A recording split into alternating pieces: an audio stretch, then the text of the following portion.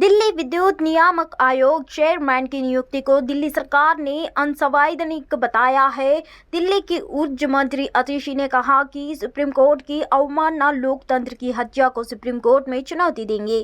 खास बातचीत में ऊर्जा मंत्री ने अतिशा ने कहा कि रिटायर्ड जस्टिस उमेश कुमार का डीईआरसी चेयरपर्सन नियुक्त होना गैर कानूनी, असंवैधानिक और दिल्ली के लोगों के खिलाफ फैसला है। अतिशी ने आगे कहा कि डीईआरसी चेयरपर्सन के मुद्दे पर हम सुप्रीम कोर्ट गए थे और कोर्ट ने साफ निर्देश दिया था कि दिल्ली की चुनी गई सरकार की सलाह मानना उपराज्यपाल के लिए बाध्य है। दिल्ली के मुख्यमंत्री ने कल सुबह राजस्थान हाईकोर्ट के रिटायर्ड जस्टिस संगीत सौदा के लिए नाम की सिफारिश की, लेकिन उपराज्यपाल ने सरकार की सिफारिश को अनदेखा करके किसी और को चेयरपर्सन नियुक्त कर दिया। स्पष्ट तौर पर यह सुप्रीम कोर्ट की अवमानना है। इस फैसले के खिलाफ हम सुप्रीम कोर्ट जाएंगे। इससे पहले जानकारी मिली थी कि राष्ट्रपति द्रौपदी मुर्मू ने इलाहाबाद उच्च न्यायालय के पूर्व न्यायाधीश न्यायमूर्ति उमेश कुमार को दिल्ली विद्युत नियामक आयोग का अध्यक्ष नियुक्त किया था। उपराज्यपाल कार्यालय ने यह जानकारी दी थी। दिल्ली मुख्यमंत्री अरविंद केजरीवाल और स्वास्थ्य मंत्री सौरभ भारद्वाज की अलग अलग विभागों के साथ हुई उच्च स्तरीय बैठक के बाद दिल्ली सरकार ने बड़ा फैसला लिया है।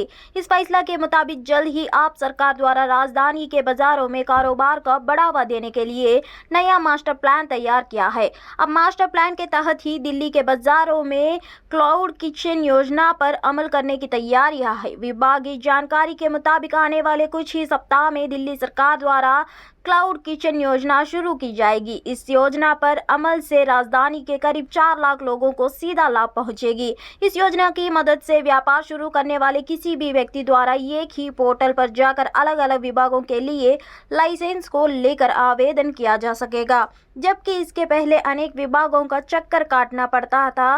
कल हुई समीक्षा बैठक के बाद दिल्ली के मुख्यमंत्री अरविंद केजरीवाल ने इस योजना के लिए बनाए गए श्वेत पत्र को मंजूरी दे दी है।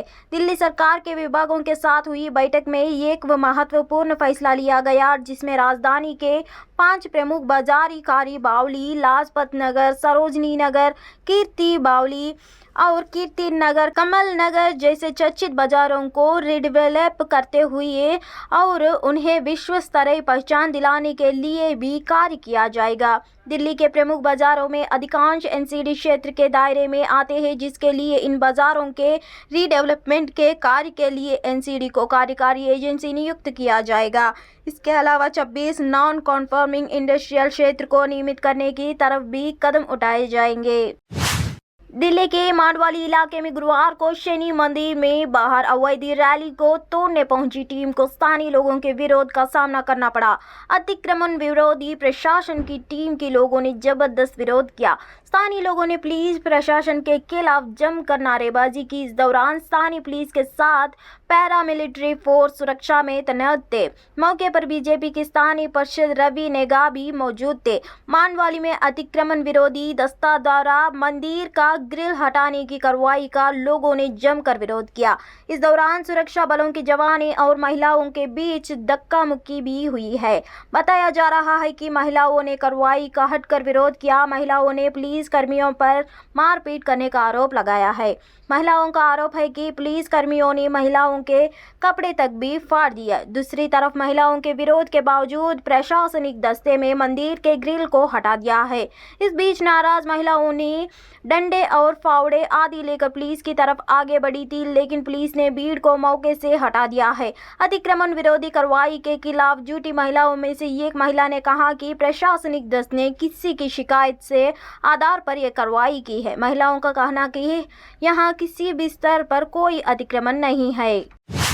भोपाल के सातपुड़ा भवन में हुई आजागनी और उज्जैन महाकाल लोक में प्रतिमाओं के आंधी में गिर जाने के विरोध में जिला कांग्रेस कमेटी द्वारा आगामी 24 जून को सुबह 11 बजे जिला स्तर पर धरना प्रदर्शन आयोजित किया जाएगा। प्रदेश में बड़े पैमाने पर बार बार बिजली कटौती, भ्रष्टाचार, घोटाले एवं बढ़ती महंगाई, रसोई गैस, डीजल, पेट्रोल के दामों पर भारी वृद्धि, बेरोजगारी, महिलाओं, अबोध बालिकाओं पर हो रहे अत्याचार आदि आतंकवादी के विरोध में धरना प्रदर्शन किया जाएगा।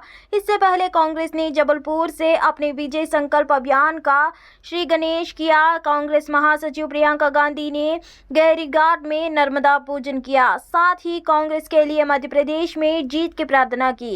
यहाँ बता दें कि कांग्रेस ने नारी सम्मान योजना का वादा किया है, जिसके तहत महिलाओं को 1500 रुपये महीने के आर्थिक सहायता दी जाएगी। कांग्रेस ने 500 में गैस सिलेंडर देने का वचन भी महादाताओं को दे दिया।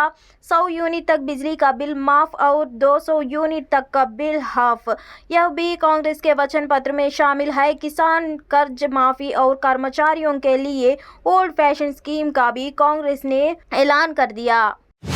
विपक्षी दलों की महाबैठक से पहले ही घसाघाट शुरू हो गया है। आम आदमी पार्टी ने कांग्रेस को अल्टीमेटम दे दिया है कि अगर अध्यादेश के मुद्दे पर कांग्रेस समर्थन नहीं देती तो वो विपक्षी बैठक का बायकॉट करेगी। आगामी लोकसभा चुनाव में भारतीय जनता पार्टी को केंद्र की सत्ता से बाहर करने के उद्देश्य से देश के प्रमुख विपक्षी दलों के शीर्ष नेता शुक्रवार को पटना में मंथन करेगा और प्रधानमंत्री नरेंद्र मोदी के नेतृत्व वाली सरकार के खिलाफ एक मजबूत विपक्षी मोर्चा के गठन की रणनीति बनाएंगे। आम आदमी पार्टी सूत्रों के मुताबिक अगर कांग्रेस ने शुक्रवार की बैठक में अध्यादेश पर समर्थन करने का आश्वासन नहीं दिया तो आप बैठक से तुरंत वर्कआउट करेगी। केजरीवाल ने विपक्षी नेताओं को पत्र लिखकर 23 जून को होने वाली गैर भाजपा दलों की बैठक में राष्ट्रीय राजधानी दिल्ली में प्रशासनिक सेवाओं को नियंत्रण को लेकर केंद्र के अध्यादेश पर चर्चा करने और मामले पर अपना रुख स्पष्ट करने को कहा है। इससे पहले आपके राष्ट्रीय संयोजक केजरीवाल ने विपक्षी नेताओं से कहा कि